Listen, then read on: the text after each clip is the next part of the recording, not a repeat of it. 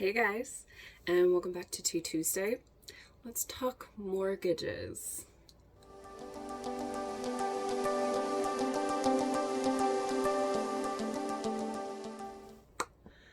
Okay, so you get fresh face Kara today. I haven't done much today.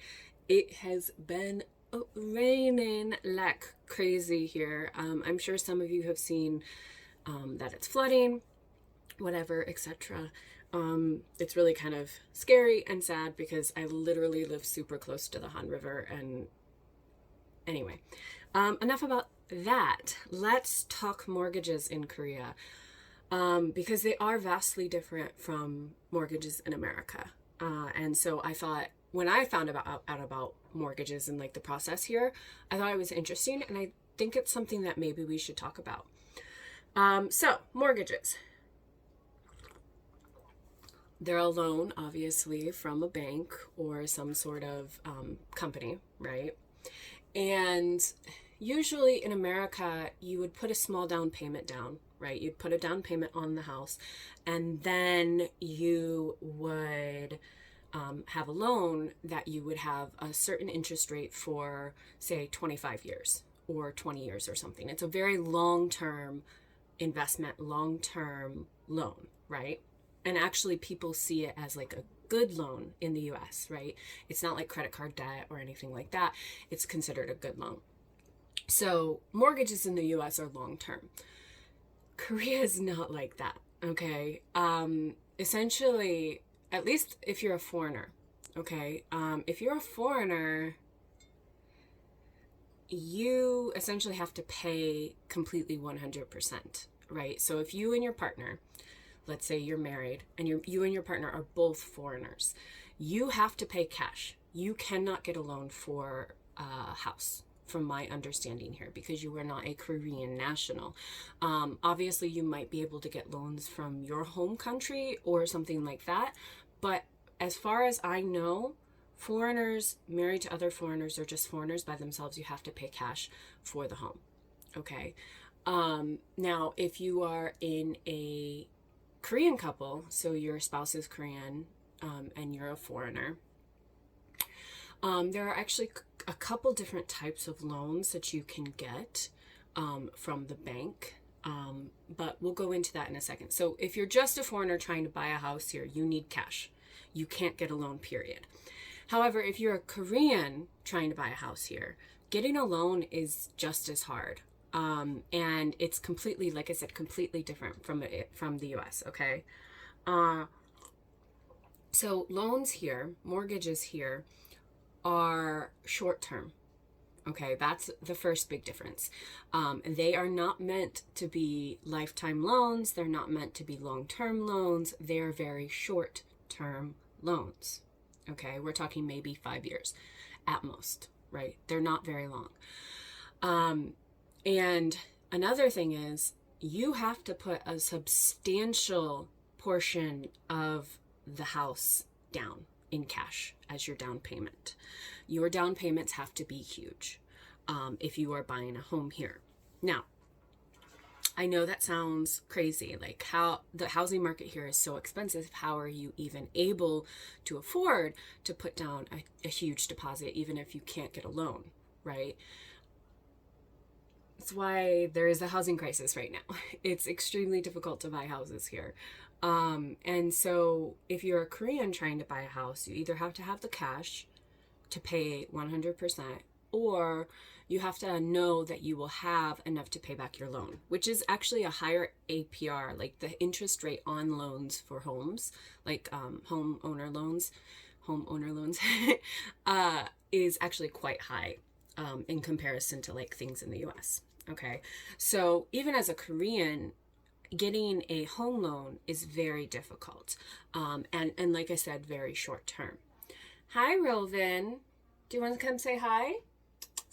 No, my cat doesn't want to say hi.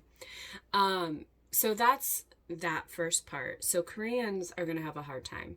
But as a foreign couple, so if you're married to a Korean person, there are a couple different types of loans that you can get. And again, this is something that the government has recently rolled out because they're trying to make housing affordable and make it easier for people to buy houses, right? Again, if you saw my last video, you know I don't think that they are actually working, but let's not get into it. Let's talk about the two loans that I know of.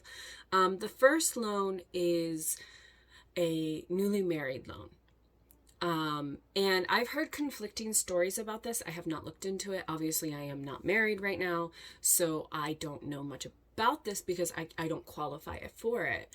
But from what I heard, it can either be a housing loan or it can be a Junsei loan. I'm not 100% sure. I think it might depend on what bank you go through. But there is something called a newlywed loan. Okay, and this isn't just for foreign Korean couples. It can also be for Korean couples as well. And again, it's trying to promote home ownership among this younger generation, because again, home ownership is it's a thing here. It's a problem. So the first one is a loan for being a newlywed couple, and from what I hear, and again, this is, I think, depends on the bank and the type of loan you're getting. But the loans, only those who qualify, you have to be newlywed. And I've heard newlywed is anywhere from 2 to 7 years. And again, this depends on the bank and the conditions and all of that.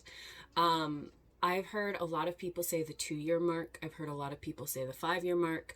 I had a friend recently tell me it was a 7-year mark. So I'm not 100% sure on it, but I do know that there is a time frame where you're still considered a newlywed couple, so you can get this lower interest rate loan. Again, it's still going to be under the stipulation that it's a short-term loan and you're going to put most of the deposit down for the apartment that you're buying.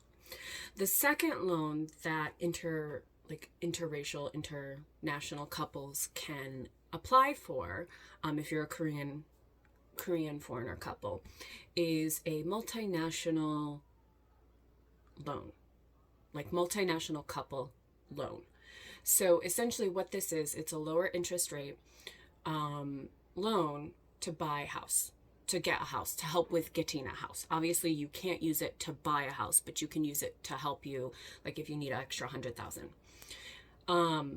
This loan is specifically only for, hi Trix, my dog just came in. This loan is specifically for international couples. So Koreans who are married to foreigners only, okay? And it's supposed to help out those couples because you do have a lot of problems with banking here in Korea. Oh Lord, you do have a lot of problems with banking here in Korea and a lot of hoops that you have to jump through as a foreigner. So these loans were kind of created to make it a little bit easier to navigate the process of loans and having a loan as a foreigner here, even if you're married to a Korean, right? So those are those. But essentially, it's damn near impossible to get mortgages here. They're not the same as they are back in the States, right? They're very short term. They're higher interest rate. They are meant to just give you that extra little bit of money and then you pay them off almost immediately, right? It was a hot mess. But essentially these loans are not long term and you want to pay them off immediately, right? So mortgages here are essentially useless, right? Owning a home, you have to pay cash pretty much. You have to have the money to put down on a home. And the going price in Seoul, the going price for a small, maybe 2 bedroom apartment is like $800,000. So 800 million won. 800 million won is the going price. Think about that. Think about how much you would have to save, right, to get that much money to pay for a house. You can obviously find smaller, cheaper apartments, but they're not going to be as nice. They're not going to be as new, which is a problem as well. They're not going to be maybe in a desirable location. It's just all of these things that go into it, and they can go even higher than that. Like the Gangnam area, you're not even going to touch anything for that price. Not even probably a studio apartment. You're not going to touch anything like that in the Gangnam area for 800 million. It's insane. The prices are too high for people to afford, and they don't really have access to loans. So what do people do? Well, they rent, and they do janse, which I'm going to talk about next week. Janse is under attack right now like crazy because the government keeps changing laws. So yay to that. I'm joking, but I'm going to talk about janse next week. So that's another option, right? If you can't afford to buy a house, janse. I'll tell you some of the problems that are happening because of that right now next week. Okay. I love you guys, and I'll see you next week. Bye.